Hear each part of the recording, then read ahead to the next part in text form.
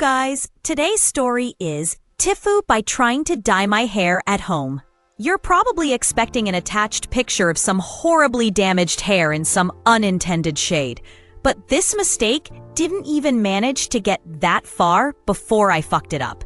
When I was younger, I had a big problem with compulsive skin picking/hair pulling, mostly on my scalp. It got better and worse with stress.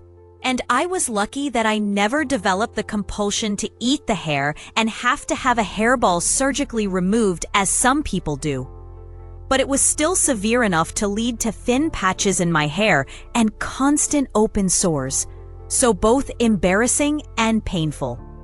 We tried a lot of things to try and at least cut down on it, from playing with my medication doses to various therapies, which all helped, but until my physical health nosedived. Won't tell the whole sob story, but I wasn't going to school anymore. I got a teacher to come to my house once a week for an hour and a half.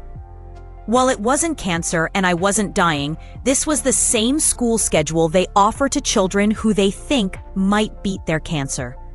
So on top of being very ill, I was also very behind academically, very lonely, and very stressed by my health and the way the adults around me acted.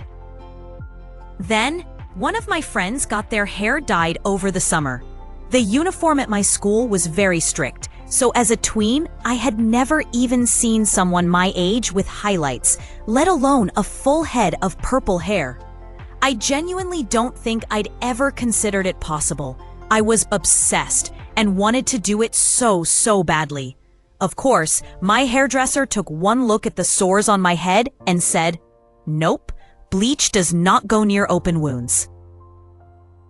So just like that, I had an external reward to work toward to help break the habit. Something that would normally be completely disallowed, but was a special treat specifically for me. No worrying about getting my hair back to its natural color for class. Nothing. And it kind of worked embarrassingly well. Fast forward though, I'm an adult now. I'm going through another stressful period of time.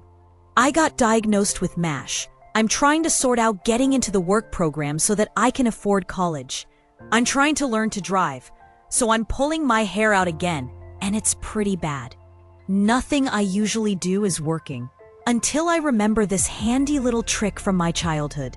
I get a little bleach and dye kit at CVS. I read the instructions. I apply the bleach. Now I'm going to try and communicate to you what it feels like to get bleach into an open wound, especially one on a delicate area like your scalp. I strongly recommend that you don't do this because very painful is not an accurate description. At first, it just stings, fairly normal. If you've ever had lice, you probably have a good point of comparison. It stings because it is a strong chemical, and this is what happens when a strong chemical touches you. Of course, as you spread the bleach around, you will abruptly find one of these open sores. Even then, for the first few seconds, it's bearable. It sharpens. It makes you wince. You don't remember dyeing your hair hurting this bad before, but it has been a long time.